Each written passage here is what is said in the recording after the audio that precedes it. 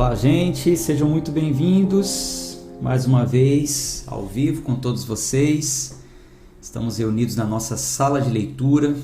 Hoje é a nossa sala de número 207 do nosso plano de 365 dias.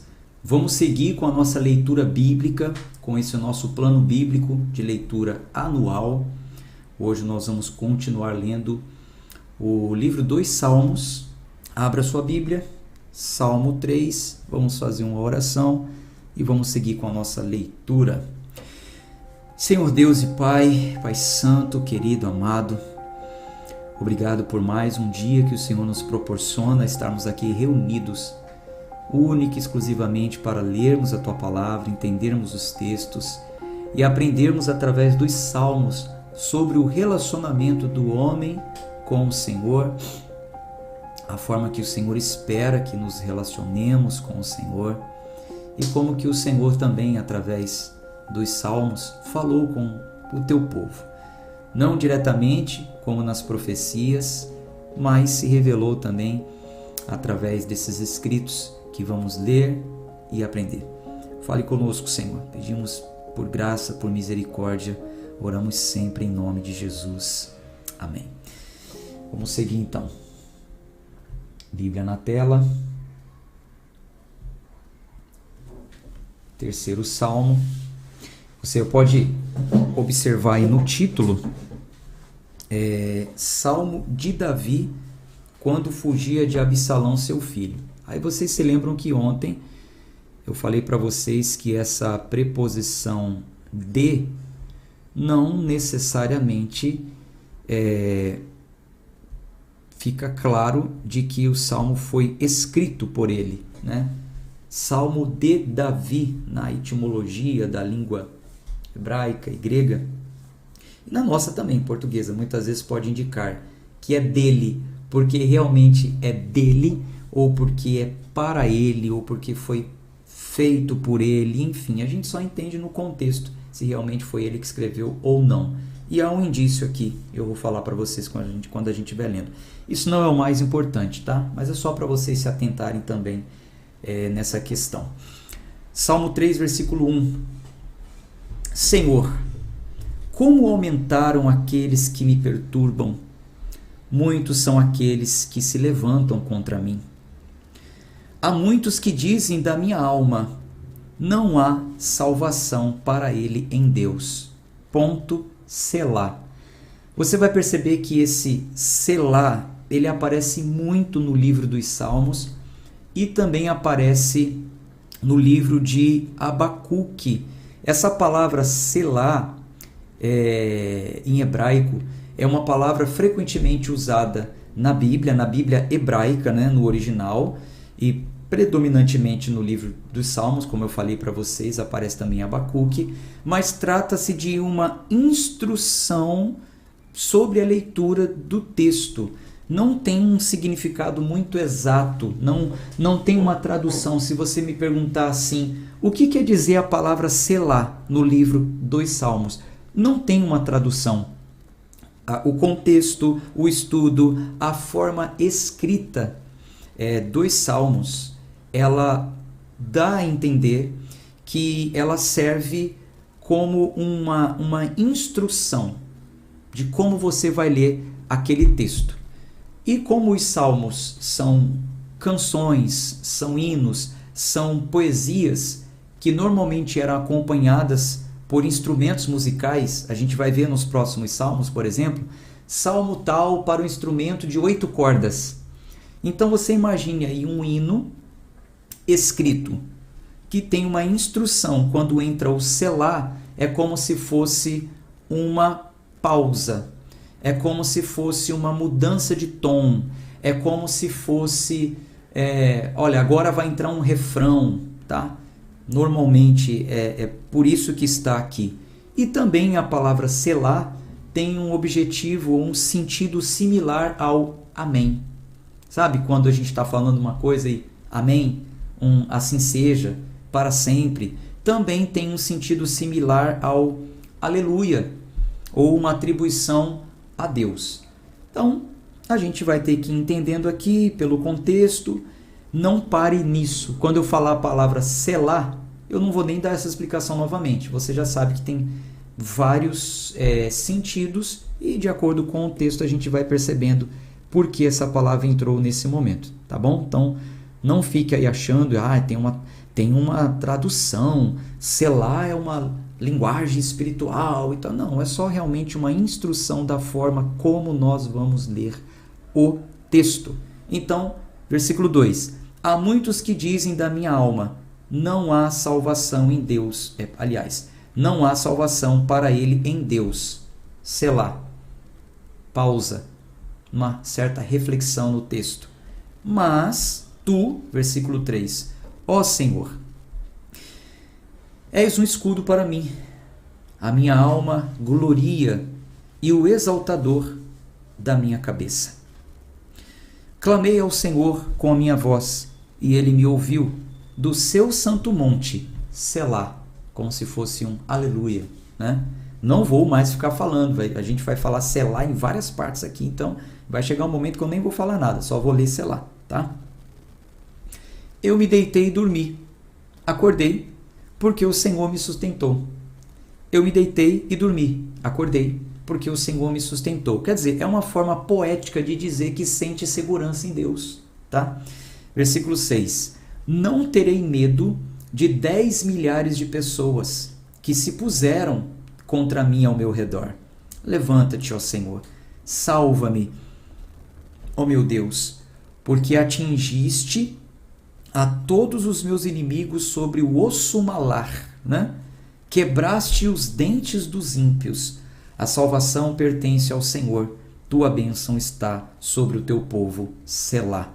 O versículo 7, gente, como é conhecido, é um texto imprecatório ou salmos imprecatórios. Talvez você vai ouvir falar sobre isso e você já fica por dentro quando falar sobre salmos imprecatórios. Nós temos que nos atentar para os textos imprecatórios. Por que imprecatórios?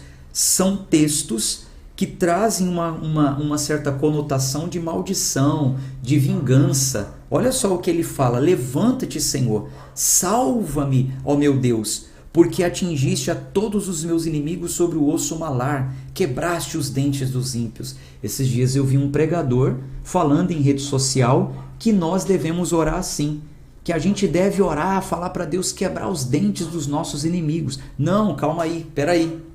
Isso aqui é um salmo imprecatório. A gente pode entender de uma forma melhor essa forma dura do salmista se expressar se nós levarmos em conta 6 pontos que eu escrevi e vou mandar para vocês no PDF. Aliás, eu estou atualizando os PDFs lá, hein? Está chegando bastante PDF, tanto no grupo do WhatsApp como no arquivo do Telegram. No grupo do WhatsApp eu mando porque foi combinado desde o início do ano. Mas o WhatsApp normalmente ele enche a memória do seu celular, você faz limpeza e vai perder. Lá no canal do Telegram fica arquivado, não enche a memória do seu celular. Quando você quiser é só você baixar. Então, se você ainda não está no canal do Telegram, na descrição desse vídeo tem um link, entre para o canal do Telegram.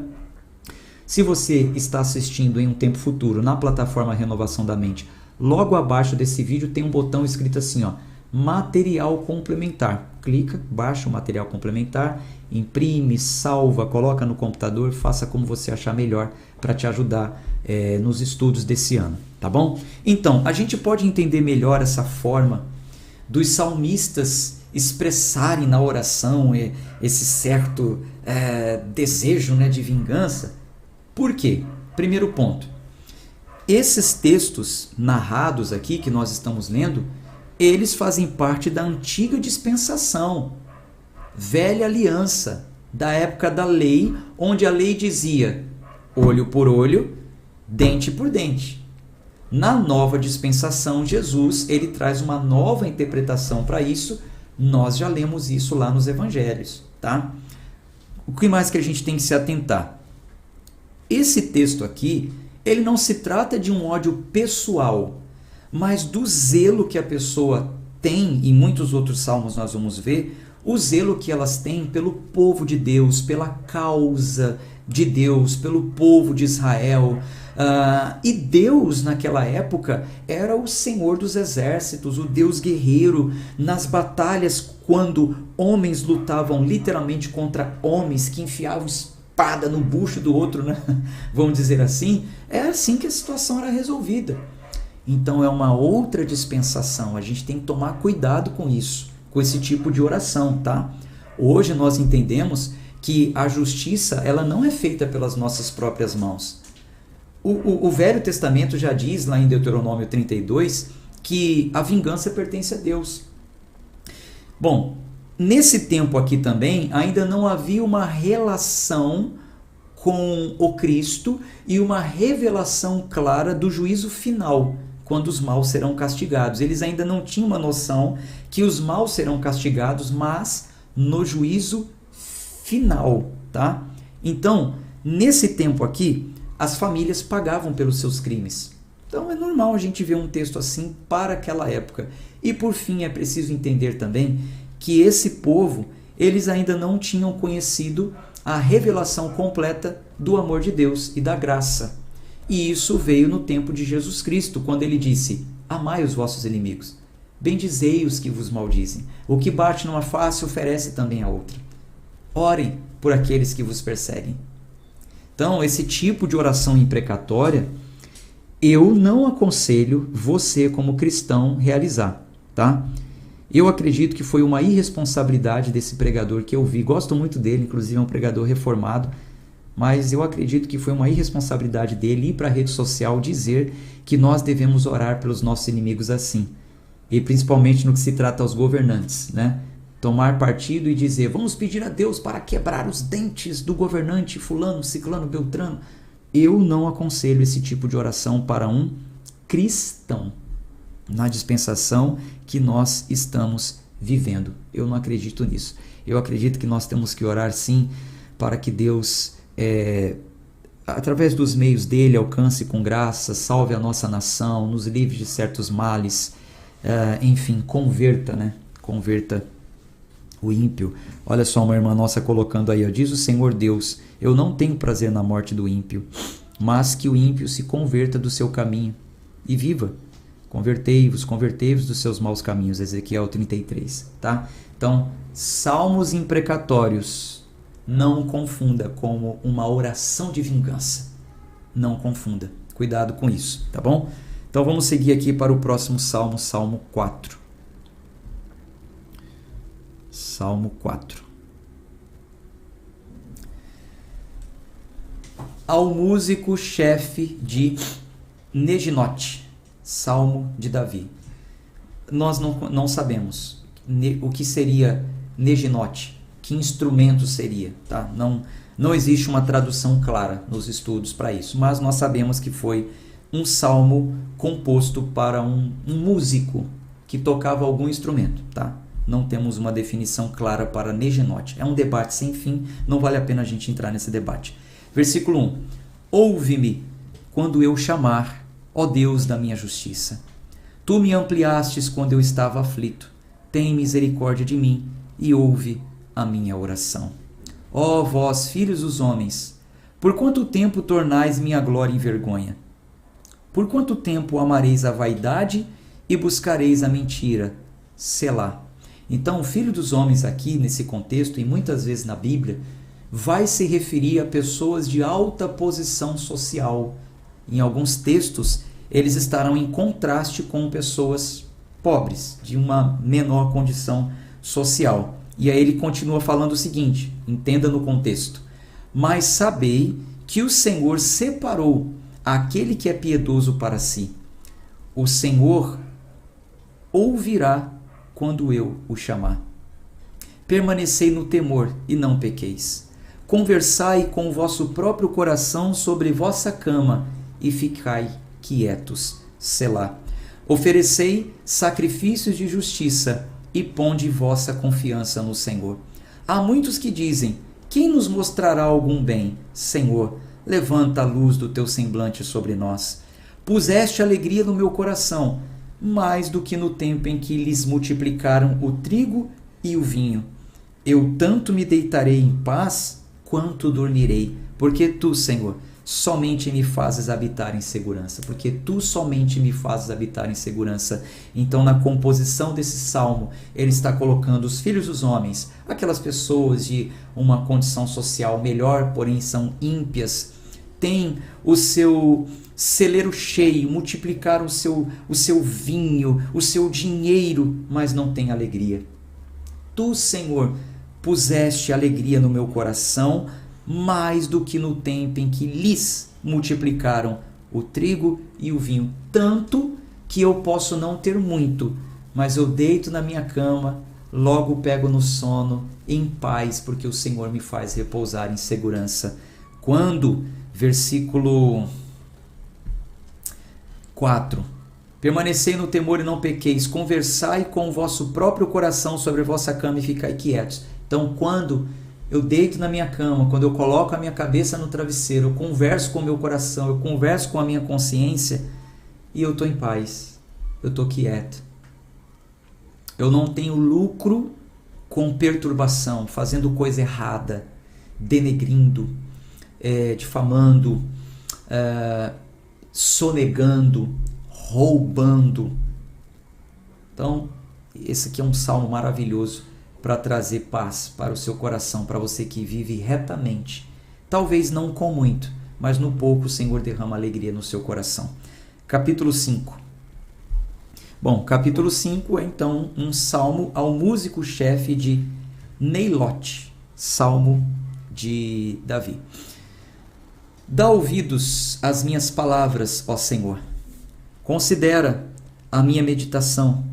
Escuta a voz do meu clamor, Rei meu e meu Deus, porque a ti orarei. Minha voz tu ouvirás de manhã, ó Senhor. Pela manhã direcionarei minha oração a ti e olharei para cima. Olha que exemplo maravilhoso. Vamos fazer isso pela manhã, ao acordar, olhe para cima e dirija uma oração ao Senhor. Olha que salmo maravilhoso. Porque tu não és um Deus que tenha prazer na perversidade, nem o mal habitará contigo. Os tolos não ficarão à tua vista. Tu odeias a todos os trabalhadores da iniquidade. Destruirás aqueles que falam mentira. O Senhor abominará o homem sanguinário e enganador. Mas quanto a mim, entrarei na tua casa, na multidão da tua misericórdia, e em seu temor eu adorarei em direção ao teu santo templo. Teste de conhecimento agora. Fiquem atentos. Deixa eu ver o comentário aqui de vocês.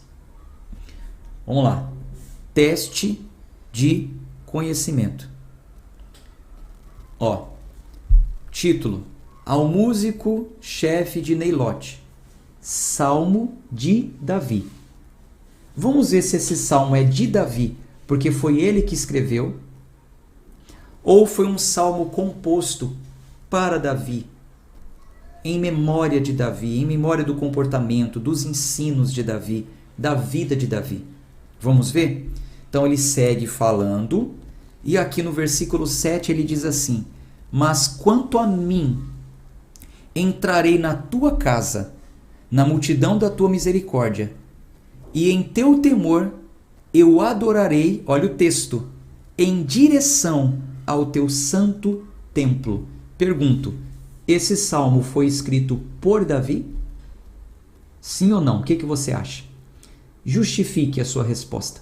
Por favor, não tenha medo de errar. E se não sabe, coloque não sei. Senão fico aqui achando que vocês não estão querendo participar. Coloque aí.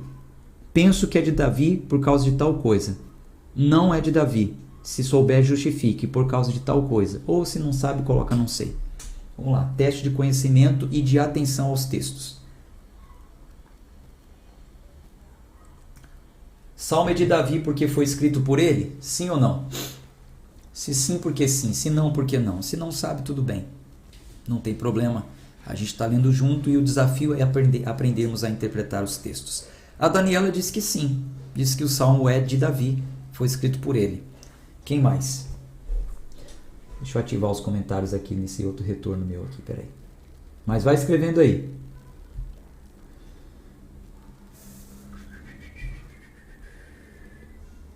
Ixi, está deslogado aqui. Preciso logar depois. Daniele falou que sim, Maria de Jesus não sei, Rita de Cássia disse que sim, Ieda, se o músico não estiver falando dele, é de Davi. Ele mesmo diz quanto a mim. Pois é. Marta Pinho, sim. Vaneide, não sei. Seu Francisco, não. Ei, seu Francisco, parabéns, hein? Ó, palmas, muito atento. Seu Francisco disse assim, não, para a casa e o templo de oração. Parabéns, o senhor está atento nesse detalhe. Agora, por que o salmo não pode ter sido escrito por Davi? Ó, sim, foi Davi porque ele disse quanto a mim, se referindo a ele. O verbo está na primeira pessoa. Então, o verbo está na primeira pessoa de quem escreveu. Mas por que não pode ser Davi? Tinha templo na época de Davi? O templo já tinha sido construído na época de Davi?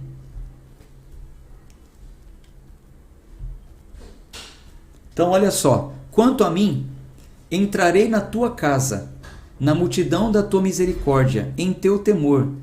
Eu adorarei em direção ao teu santo templo. O santo templo não tinha sido construído ainda, foi construído por Salomão, não por Davi. E foi Salomão, nós lemos isso juntos, hein? Chegou o dia da prova, alguns erraram aí essa questão.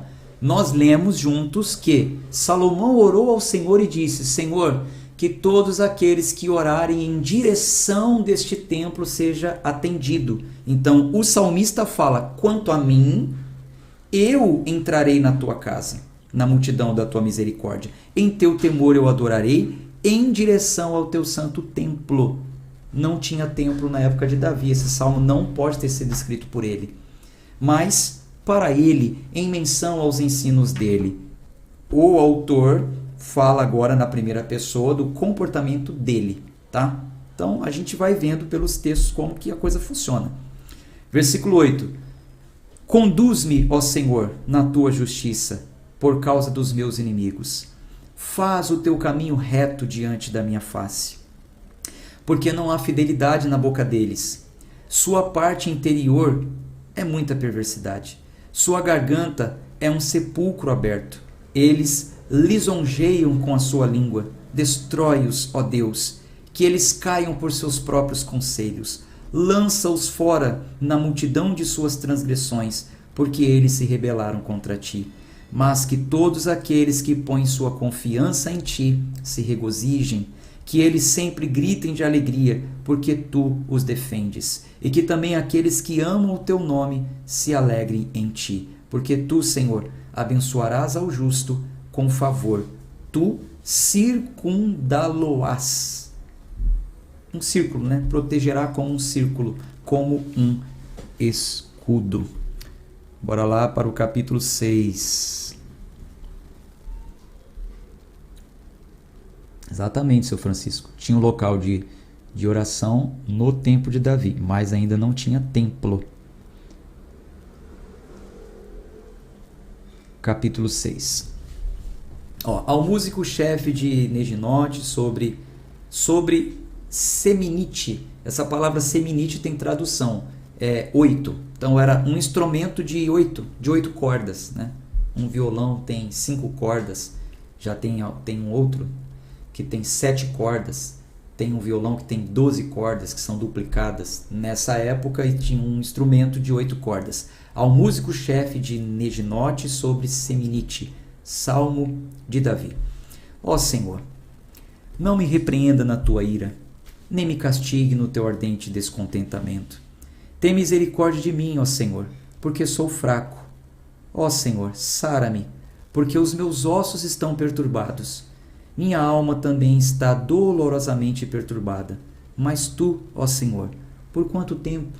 Então, a gente percebe aqui, nessa junção dos dois versículos, que esse paralelo que ele faz entre os meus ossos estão perturbados, minha alma também está dolorosamente perturbada, que o sofrimento desse orador, desse salmista, não era apenas na carne, mas também era um sofrimento de alma, era um sofrimento psicológico, emocional. Olha como ele fala, os meus ossos estão perturbados e a minha alma também está dolorosamente perturbada.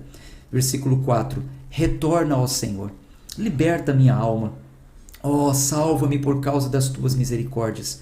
Porque na morte não há lembrança de ti. No túmulo, quem te dará graças? Bem ousada, né? A oração. Estou cansado do meu gemido. Toda a noite faço a minha cama nadar. Molho o meu leito com as minhas lágrimas. Meu olho está consumido por causa da mágoa. Tá vendo? Ele envelheceu por causa de todos os meus inimigos. Apartai-vos de mim, todos vós trabalhadores da iniquidade, porque o Senhor ouviu a voz do meu pranto. O Senhor ouviu minha súplica. O Senhor receberá a minha oração. Que todos os meus inimigos sejam envergonhados e dolorosamente perturbados. Que eles retornem e sejam envergonhados repetidamente. Vamos para o Salmo 7. Sigaion de Davi, que ele cantou para o Senhor. Olha que bacana, aqui já ficou claro, né? Sigaion de Davi, que ele cantou para o Senhor acerca das palavras de Cushi, o benjamita. Nós já lemos, né? Essa questão aqui que aconteceu, não me lembro se foi no livro de Samuel ou Reis, mas lemos essa passagem quando fala sobre os inimigos, né, de Cush. Ó Senhor meu Deus, em ti ponho minha confiança. Salva-me. Então Davi cantou dessa forma e foi registrado aqui como um salmo. Ó Senhor meu Deus, em ti ponho a minha confiança. Salva-me de todos aqueles que me perseguem e livra-me, para que ele não rasgue a minha alma como um leão dilacerando-a em pedaços, enquanto não há ninguém para me livrar. Ó Senhor meu Deus, se eu fiz isso, se houver iniquidade nas minhas mãos, se recompensei com o mal aquele que estava em paz comigo, sim, eu livrei aquele que sem causa é meu inimigo. Que o Senhor persiga a minha alma e a tome, sim, que ele pisoteie a minha vida sobre a terra e coloque a minha honra no pó, Selá. Então, esse salmo aqui faz menção à perseguição de Davi, quando ele não fez mal nenhum para Saul, o benjamita, mas ele passou a ser perseguido. Versículo 6. Levanta-te, ó Senhor, na tua ira. Eleva-te por causa da tua ira, por causa da ira dos meus inimigos, e desperta por mim para o juízo que tu comandaste. Assim, a congregação dos povos te cercará. Por causa deles, portanto, retorna para as alturas. O Senhor julgará os povos. Julga-me, ó Senhor, de acordo com a minha justiça e de acordo com a minha integridade que está em mim. Ó, que a perversidade dos perversos venha ao fim, mas estabelece o justo, porque o justo Deus testa os corações e os rins. Minha defesa é de Deus, que salva o reto de coração. Deus julga os justos e Deus está irritado com os perversos todos os dias. Se o homem não se transformar, ele afiará a sua espada. Ele curvou o seu arco e o preparou. Isso aqui é profundo, hein? Então quer dizer que se o homem não se transformar, se o homem não se converter, ele afiará a sua espada. O arco dele já está preparado para pôr um fim. Ele também preparou para si instrumentos de morte. Ele ordena suas flechas contra os perseguidores. Eis que o mal está com dores de iniquidade, e concebeu o dano e trouxe a falsidade. Ele fez uma cova e a cavou, e caiu na vala que ele fez. Seu dano retornará sobre a sua própria cabeça, e o seu lidar violento descerá sobre a sua própria cabeça. Eu louvarei ao Senhor de acordo com a sua justiça, e cantarei louvores ao nome do Senhor Altíssimo. Graças a Deus. Bom, a gente para por aqui, não há necessidade de estender muito